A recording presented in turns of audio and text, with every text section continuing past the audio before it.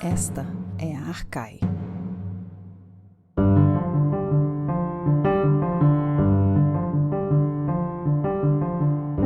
Bem-vindos e bem-vindos a mais um episódio do podcast Arcai. A nossa personagem de hoje é Elpenor, da Odisseia, e a nossa convidada para falar sobre essa personagem é Lorena Lopes, professora adjunta de História Antiga na Universidade Federal do Rio de Janeiro. Junto comigo para essa entrevista estão Bia de Pauli e Lorena Ferreira e Fernanda Pio na produção. Seja muito bem-vinda ao nosso podcast, Lorena. Muito obrigada, olá a todos e todas. É um prazer enorme participar do podcast Arcai. Já escutei vários episódios, tem outros tantos na fila para que eu os escute, então é uma ideia muito legal e é uma alegria participar. Muito obrigada pelo convite. Nós que agradecemos que você tenha aceitado participar para falar dessa personagem, né? Mas antes, a gente, na verdade, quer saber sobre você, né? A gente sabe que você tem uma trajetória com a história antiga, né? Que depois vai ter outros caminhos, mas vamos começar, então, só por esse ponto. Como que você se interessou e chegou até a história antiga e depois a gente resolve a literatura? Tá certo, vamos lá. Olha, eu leio O Espelho de Heródoto, do Hartog, e A Invenção de Atenas, da Nicole Dorrault, tiveram muito impacto nas minhas decisões, sabe? Então, eu li esses dois livros, eu me lembro muito bem, fazendo uma das disciplinas optativas da graduação do professor Dabdab Trabuzzi, que depois foi meu orientador no doutorado. Então, nessas disciplinas a gente lia, claro, muitas fontes antigas, e essas leituras, tanto do Espelho de Heródoto quanto da Invenção de Atenas, somadas às fontes antigas, tiveram muito impacto nas minhas escolhas. Me afetaram muito, no sentido de querer entender mais o universo grego, né? Então, eu decidi estudar Grécia Antiga e língua grega em consequência desse contato, né? Em consequência dessas leituras e da sala de aula, sobretudo da aula do Dabdab. Né? Mas, por uma coincidência, eu conheci, né, o Dabdab somente quando eu já terminava a graduação. Então, nessa época, eu fazia parte de um grupo de estudos sobre as relações entre história e ficção, e eu já começava a preparar, porque eu estava já no fim da graduação, um projeto de mestrado sobre o tema na literatura de João Guimarães Rosa. Então, eu fiquei uma bagunça. Esse encontro com o mundo antigo foi concomitante à formulação de um projeto que já me encaminhava para uma pesquisa sobre Guimarães Rosa, né? Eu não sabia direito para onde seguir. Mas eu acho que eu fiz bem, porque eu iniciei minha pesquisa sobre Guimarães Rosa, então no mestrado, e o herói rosiano, né? Mas durante os 2 anos de mestrado, eu fui fazendo várias matérias, várias disciplinas na Faculdade de Letras, com o Olimar, que falou no podcast Arcai sobre o Diógenes, com a Tereza Virgínia, que falou sobre Écuba, né, com o Teodoro, com o Antônio Orlando, com o Jacinto, claro, e fiz também mais todas as disciplinas do Dabdab. Então, quer dizer, eu acho que a minha trajetória é muito uma trajetória que mistura, assim, desde o princípio. No começo, de forma, eu estava mais perdida, mas eu acho que depois eu fui me encontrando nessa mistura de Guimarães Rosa com os gregos. E hoje eu vejo que é essa mistura o que dá o tom mesmo, que dá as cores da minha pesquisa. Lorena, e como que você leva essa mistura, esse encontro da história antiga com a literatura de Guimarães Rosa, por exemplo, ou a literatura brasileira ou estrangeira de um modo geral, como você leva isso para a sala de aula, para a sua atuação como professora? A minha impressão é que eu habito esses polos, né? Então, de um lado, o universo grego, de outro, a literatura do Guimarães Rosa. No doutorado também, eu me dediquei à figura do herói, né? Mas em 2 momentos distintos, porque eu entendi que seriam 2 momentos distintos de recepção, a partir de um cenário específico, que seria a guerra, né? A guerra enquanto fato histórico, que faz com que o autor, né, que relê o herói, que pensa o herói, coloque o herói em xeque, né? Então, quer dizer, essa pluralidade de contextos, né, que eu estou encontrando e que eu me permito estudar sempre muito na chave da releitura, da recepção, elas habitam também a minha docência, né, no sentido de que, quer dizer, a cada vez que eu compartilho com meus alunos um laboratório desses, né, um estudo de caso desses, eu estou atualizando também um pouco o sentido, não só de pensar o herói odisseico, de pensar o herói épico, né?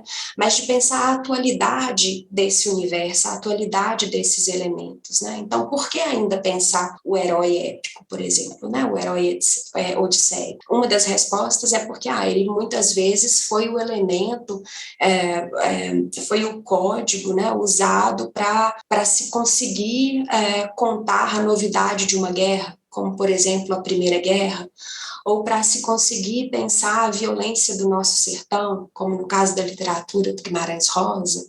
Então, eu acho que nessa ponte, nessa confluência, né, em que eu habito vários polos, né, quando eu trago para a sala de aula, acho que eu consigo formular mais com os alunos a pertinência dos estudos clássicos, né, a atualidade, a legitimidade dos estudos clássicos nos dias de hoje. Nossa, realmente é muito interessante ouvir a sua trajetória, né? E também a gente sabe, né, que você também, além de transitar tematicamente pela história, literatura, pela Grécia, pelo Brasil e por Minas, de onde você é, a gente sabe que a sua trajetória acadêmica, tanto quanto estudante quanto profissional, te levou a diversos lugares do Brasil. E a gente sempre gosta de saber a visão do pesquisador sobre essas experiências em diversos lugares, né?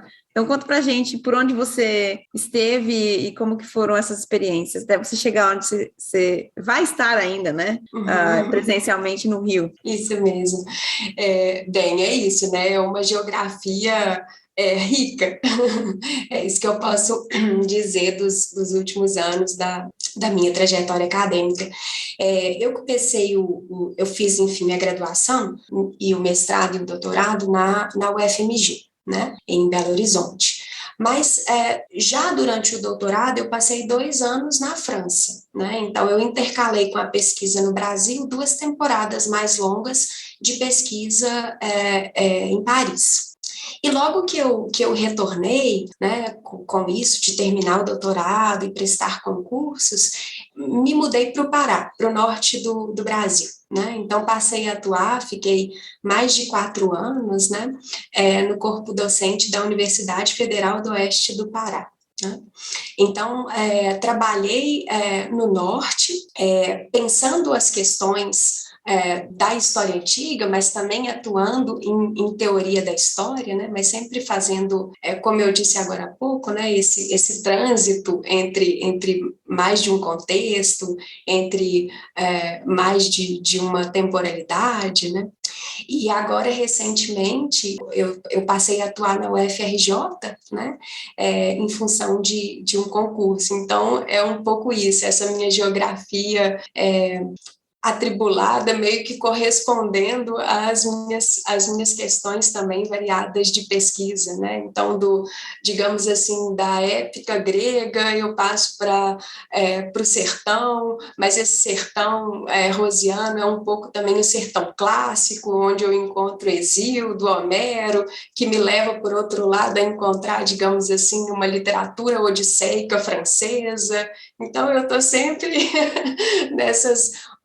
nessas órbitas variadas, mas que também tem muitos elementos em comum, assim, que estão em diálogo. Lorena, e nessas várias trajetórias suas, nessas passagens por esses diferentes países e diferentes regiões, diferentes instituições, o que te chama a atenção? Há muita diferença? O que você considera que sejam pontos talvez relevantes assim que você poderia comentar para nós? Olha, pensando a pergunta, acho que tem muitas respostas, né? Eu poderia caminhar por muitas respostas, mas pensando no podcast, pensando, né, no tema, pensando na Arcai, uma das coisas que tem vindo muito, assim, né, a minha reflexão, e que eu acho que essas passagens por distintas realidades, né, distintos países, mas também distintas regiões dentro de um mesmo país, e que às vezes são tão distantes entre si, né, pensar o que é a realidade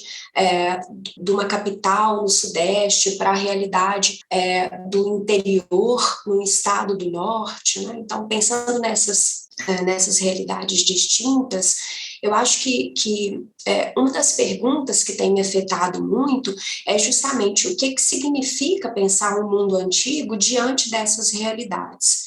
Quer dizer, qual o valor, qual a pertinência, né? Em primeiro lugar, é pertinente? Faz sentido pensar um mundo antigo, por exemplo, no interior do Pará? Né?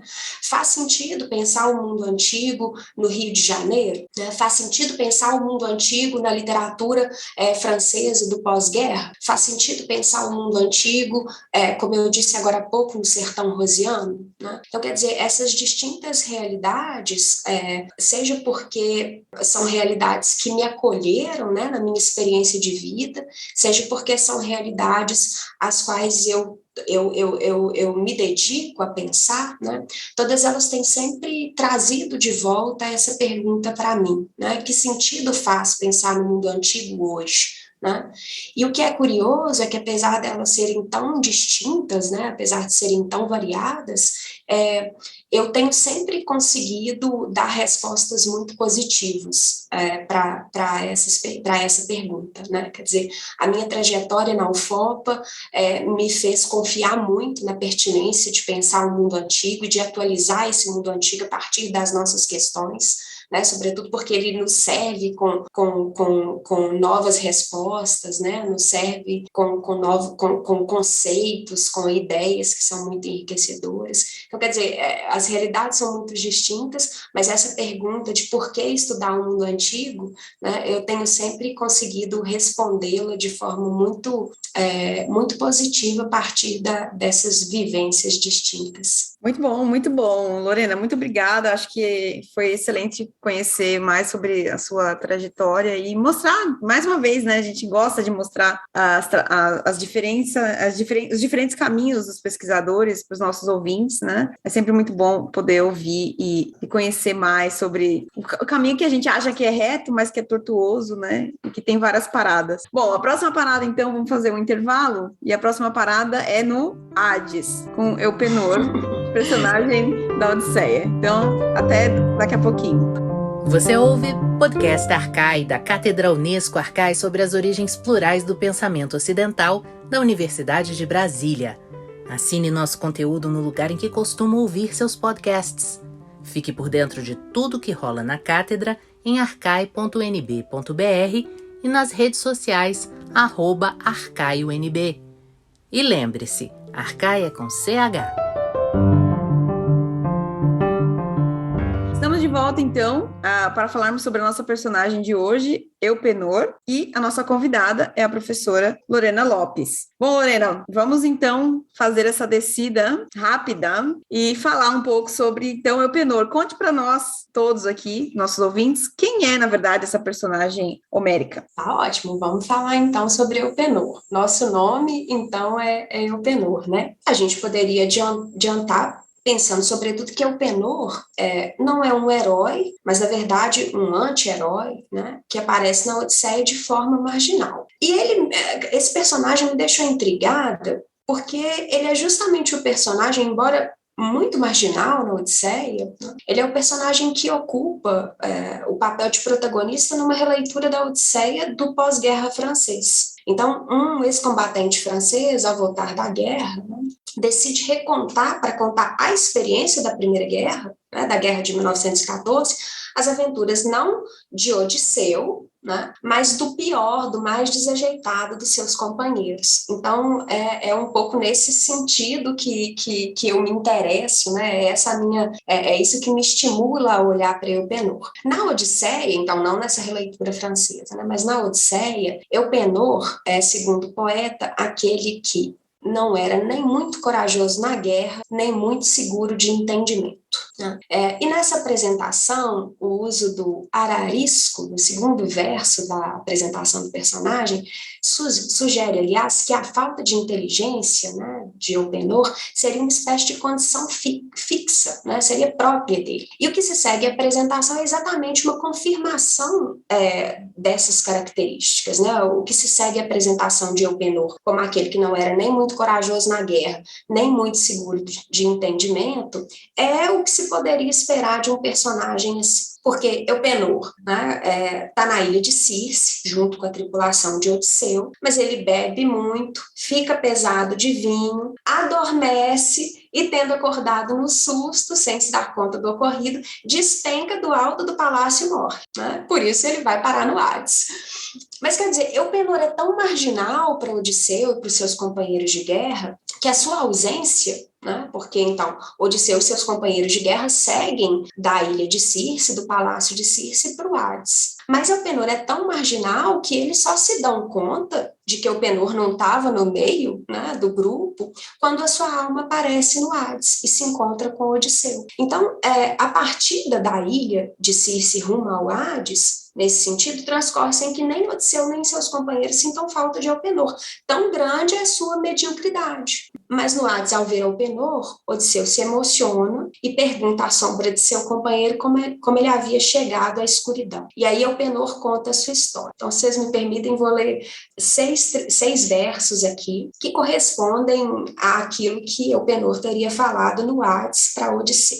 Filho de Laertes, criado por Zeus, Odisseu de mil ardis, perdeu-me a desgraça vinda dos deuses e o vinho desmedido. Tendo-me deitado no palácio de Circe, esqueci-me em meu espírito de descer pelo longo escadote. Caindo de cabeça do telhado, das vértebras se partiu o meu pescoço e para o Hades desceu a alma. Essa passagem é parte das histórias que Odisseu conta aos feácios, mas é a única da Odisseia em que Eupenor indiretamente ganha voz. Nessa passagem, que é importante, então, para a gente entender quem é Eupenor, ele não explica o porquê de sua queda. Odisseu, numa outra passagem, diz que teria sido barulho feito pelos companheiros que se preparavam para a partida.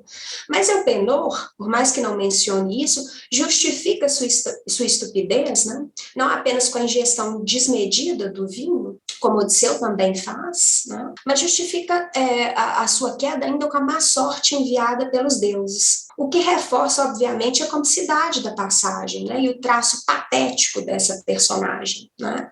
Bêbado, desgraçado pelos deuses, morto numa queda sem motivo aparente, cujo corpo é deixado para trás, sem ser chorado e sem ser sepultado. Então, depois de narrar seu fim, Eupenor, né, continuando esses versos, pede a Odisseu que não o deixe em sepultura, sem os ritos fúnebres, que não haviam sido cumpridos, portanto.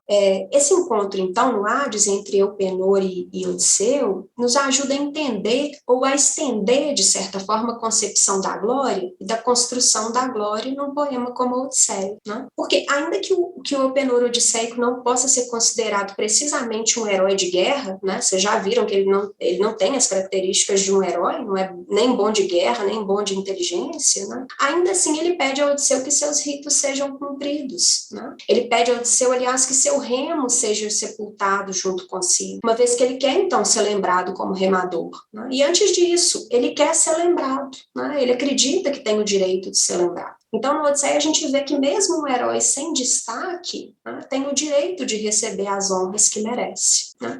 Elas certamente não vão ser tão grandiosas como as que recebem os grandes heróis, Patroclo, Heitor, né? Basta lembrar da Ilíada, mas essas honras vão ser feitas, elas podem ser feitas, né? E, de fato, na terceira e última passagem em que Eupenor aparece na Odisseia, então, ele é um personagem marginal, né, que aparece só em 3 passagens, né, só em 3 curtas passagens. E na terceira e última passagem, então, em que ele aparece, Odisseu narra o retorno à ilha de Circe, onde o corpo de Eupenor se encontrava sem sepultura, e lá a tripulação finalmente sepulta o corpo desse companheiro desajeitado, né, fixando na tumba o remo, como ele havia pedido. Então, a personagem de Eupenor é essa personagem odisseica que não mereceu na Odisseia mais do que 3 alusões, mais do que 3 alusões rápidas, mas ainda assim é marcante, né? Ele é um desconhecido ilustre, né? É um personagem simples, que não se destaca na guerra, que não se destaca por sua astúcia, né?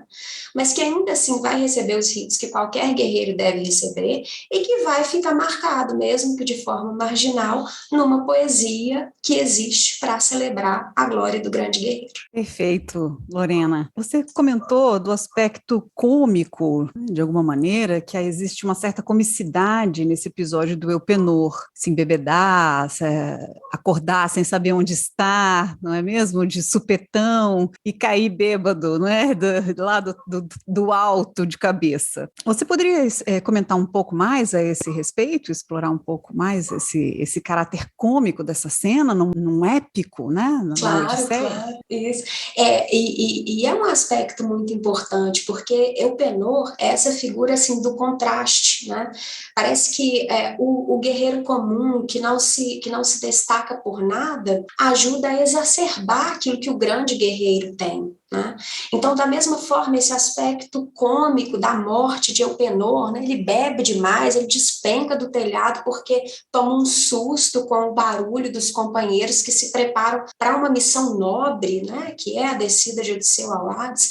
Quer dizer, todo esse jeito de Elpenor, todo esse traço cômico, risível de Elpenor, né? A gente sente um pouco de dó, mas ao mesmo tempo a gente ri desse personagem, né? Então, tudo isso, por outro lado, reforça o oposto. Então, o guerreiro medíocre reforça a existência do guerreiro grandioso, do glorioso, né? O guerreiro desajeitado, o tripulante desajeitado, reforça a seriedade dos outros tripulantes. Né? Então, é como se esses traços, né, em negativo, sempre espelhassem os traços positivos dos outros componentes da Odisseia, né? E é muito curioso porque, assim, Elpenor é aquele companheiro de Odisseu que morre numa situação pacífica, né? Então, quer dizer, morrer na guerra é uma forma de coroar a atuação do guerreiro, né? A gente tem até a ideia da bela morte do Vernon, né? Mas nem isso. Elpenor não morre dessa forma, ele não morre numa batalha, ele não tem a bela morte, né? Ele tem o contrário, ele tem uma morte que é como ele, uma morte risível, né? Uma morte que, enfim, vai contra tudo aquilo que o grande guerreiro, o guerreiro odisseico, busca. Não, eu adoro essa passagem, eu até utilizei essa passagem na minha tese, quando eu falei sobre o epigrama fúnebre e a bebedeira, né, e essa personagem aparece em comparação com alguns epigramas gregos. E pensando em comparações mesmo, também a gente que esmiuça essas passagens da catábasis, né, das descidas aos infernos, se a gente pegar a Eneida, a gente tem o Palinuro, que vai ser o companheiro que vai cair no mar e morrer e aparecer para Enéas no Hades. Porém, não sei se você lê dessa mesma maneira, mas eu acho que Palinuro não tem o traço cômico, porque ele já prevê que algum problema pode acontecer com ele fazendo a vigilância do mar. Mas, se você quiser comentar sobre Enéas, fica à vontade, mas a gente queria retomar que você também mencionou esse Palinuro da literatura francesa, o Elpenor da literatura francesa. Então, vamos passar por ele também. Como que é? É cômico também lá? Flávio, eu acho que a forma como esse personagem, né, vai reaparecendo, os traços desse personagem vai reaparecendo em outros, é um mote, né, para pensar assim, o que ele representa, né? Sobretudo porque tem uma constância, tem uma espécie de permanência, né, infeliz na história, que é a da guerra, né? Então, esse personagem, que é um guerreiro medíocre, ele vai reaparecer, né? Enquanto uma metáfora para muitos combatentes em distintas ocasiões, né? Você citou a Eneida e a gente poderia citar outras tantas. Eu vou aqui citar, então, a Primeira Guerra, né? Justamente porque ela faz com que esse retorno à Odisseia seja um retorno significante, né? Então, quer dizer, vários ex-combatentes franceses, né? Eu consegui mapear 4 ex-combatentes franceses, assim que retornam da guerra, procuram recontar a Odisseia, né? Quer dizer, eu adiantei, né, que na minha fala que meu interesse por Eupenor surgiu por ele se tornar a figura central de uma releitura da Odisseia, do pós-guerra francês, porque é exatamente isso que acontece. Um desses combatentes, né, quer contar a guerra que ele viveu, mas para contar a guerra que ele viveu, ele vai escolher atualizar a Odisseia, recontar alguns trechos da Odisseia, mas colocando no lugar do protagonista odisseico, homérico, né, que é Odisseu, justamente essa figura canhestra que é Eupenor. Então, o autor dessa releitura é o Jean Giraudoux, e o Giraudoux vai escrever 4 histórias que são, né, como eu disse, 4 releituras de 4 trechos distintos da Odisseia, a passagem pelo Ciclope, a passagem pelas sereias, né? Mas ele vai colocar no lugar do protagonista, no lugar do herói consagrado, essa figura desajeitada, né? Que vai, né, para responder um pouquinho a sua pergunta, vai acentuar, né, os traços que já aparecem como traços risíveis na Odisseia. Então parece que o Eupenor de Giraudoux é uma figura ainda piorada, né, ainda mais medíocre do que o Eupenor odisseico, né? Mas o que é curioso é que esse Eupenor francês, né, o Eupenor de Giraudoux, o livro que leva esse nome consiste na reunião de 4 textos, né? E esses 4 textos eles são escritos ao longo de 18 anos. Então, 2 desses textos que narra a passagem que narra a passagem pelo Ciclope, o outro que narra a passagem pelas sereias, são escritos antes da guerra e são publicados em jornais franceses antes da guerra. Um em 1908 e outro em 1912. O terceiro e o quarto textos, porém, são escritos e publicados só depois da guerra, só depois que o autor, Jean Giraudoux, volta da guerra, né? E é só a partir do terceiro texto que Eupenor surge no enredo. Tá? Então, os 2 primeiros textos que saem antes da guerra, que são publicados antes da Primeira Guerra, né, não fazem nenhuma menção a Eupenor. No entanto, quando Giraudoux volta da guerra e decide contar sobre Eupenor, né, não só ele escreve o terceiro e o quarto textos em que Eupenor é o protagonista, como ele insere a figura de Eupenor nesse primeiro e segundo textos. Né? Então, quer dizer, a guerra faz com que o Giraudoux se decida, né, por esse personagem. Né? Quer dizer, ele só vai aparecer como protagonista de Giraudoux depois da guerra, mas por conta da guerra, ele vai passar a atuar até mesmo naqueles textos em que antes ele não aparecia. Então, esse Eupenor de Giraudoux resume sua vida em azar, tristezas, desventuras e sofrimentos. Ele também conta aos feácios, né, desde seu nascimento até o retorno da guerra. Quer dizer, é ele aquele que conta, não é Odisseu. Na releitura odisseica do Giraudoux, não é Odisseu quem conta. Né? Giraudoux está interessado em fazer Eupenor falar, em fazer Eupenor narrar a sua guerra, narrar a sua biografia. Né?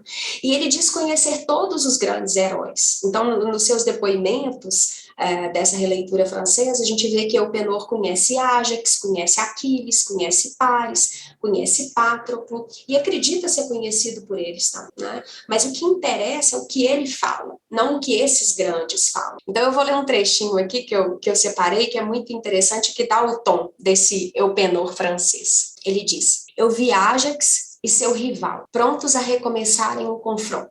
Nascido de uma criminosa desconhecida, em uma masmorra da Córcera, fui abandonado por ela na prisão, e foi lá que passei meus primeiros anos invejando Aquiles. Fui alugado aos mendigos livres, o primeiro me deixou manco para provocar o riso dos outros, e arredondou meus joelhos tão admirados por pares. O segundo, para insuflar a piedade, desarticulou-me o quadril, que Patroclo queria barganhar por seu renome. Não houve um sentimento do medo à gargalhada que eles não tenham obtido de Eupenor, como de uma harpa, não por beliscar minhas cordas, mas por me quebrar um osso ou um tendão. Daí o esqueleto torcido, com o qual Helena, aliás, eu cito suas palavras, ficaria encantado. Quer dizer, esse Eupenor é uma figura ainda mais sofrida do que o Eupenor odisseico, né? Do que o Eupenor homérico. E o narrador nos conta ainda que nem um único dia, ao longo de toda a sua vida, Elpenor havia comido carne fresca, nem um único dia, ao longo de toda a sua vida, ele havia comido azeitonas que não estivessem podres. Ele não havia conquistado nada como butim de guerra, e não bastasse isso, partes de seu corpo, sua única posse, foram deixadas no percurso do seu nostos, do seu retorno. Suas unhas, seus últimos fios de cabelo perderam-se na volta. Escalpelado, com as orelhas lavadas pelas tempestades, Elpenor era o alvo da ira gratuita dos deuses, que em nada lhe compensavam as perdas, nem os dissabores, porque esse Elpenor francês jamais ganhou a inteligência que já lhe faltava na Odisseia. Né? Então, dessa descrição, da descrição odisseica de Elpenor, que não era, né, para retomar a fórmula, que não era demasiado corajoso na guerra, nem muito seguro de entendimento, né, dessa descrição odisseica, alimentada apenas pelo evento, né, da sua morte e pela ausência de menção da personagem nas cenas de guerra, Giraudoux conserva a receita, né, a receita de Homero, mas a azeda, digamos assim, por completo.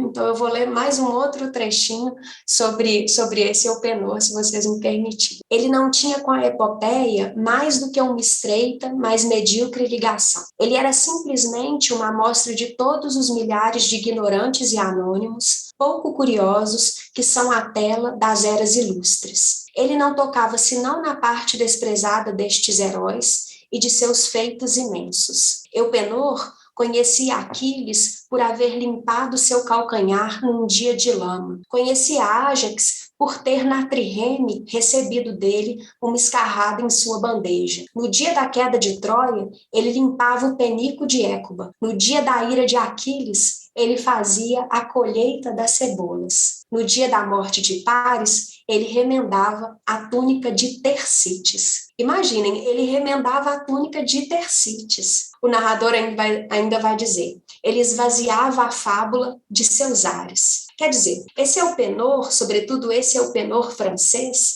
né, mais em diálogo, somando ao Elpenor odisseico, compõe, enfim, a massa do sem nome, dos anônimos da guerra. Né? Ele é o homem que vai à guerra para morrer como pobre cadáver de homem, da forma menos digna e menos merecedora de orgulho. Né? Ele é, na verdade, esse combatente desconhecido, que não será lembrado e que dificilmente, ainda que se esforcem os homens, não vai ser confundido com o herói, com o grande herói. E a escolha de Giraudoux só pode ser explicada pela Guerra de 14. Aliás, num outro texto desse autor francês, que combateu na guerra, né, isso é importante, num texto de 1919, chamado Adeus à Guerra, Giraudoux diz ser o vencedor sem ser o herói da vitória, porque para ele a guerra só o distanciara dos heróis da história. Então ele diz nesse texto, de mim, apesar de mim, todos os heróis tristes e vencidos, nossos irmãos e irmãs de ontem se distanciam um pouco, se distanciam. É por isso que Elpenor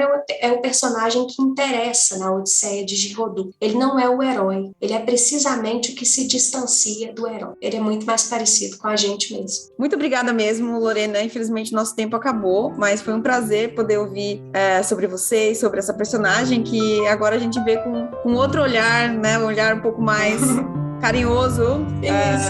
Não só cômico, né, como a gente geralmente vê. Mas muito obrigada. Seja sempre muito bem-vinda ao nosso podcast. Eu que agradeço. Foi um prazer enorme participar. Espero que tenha valido a pena.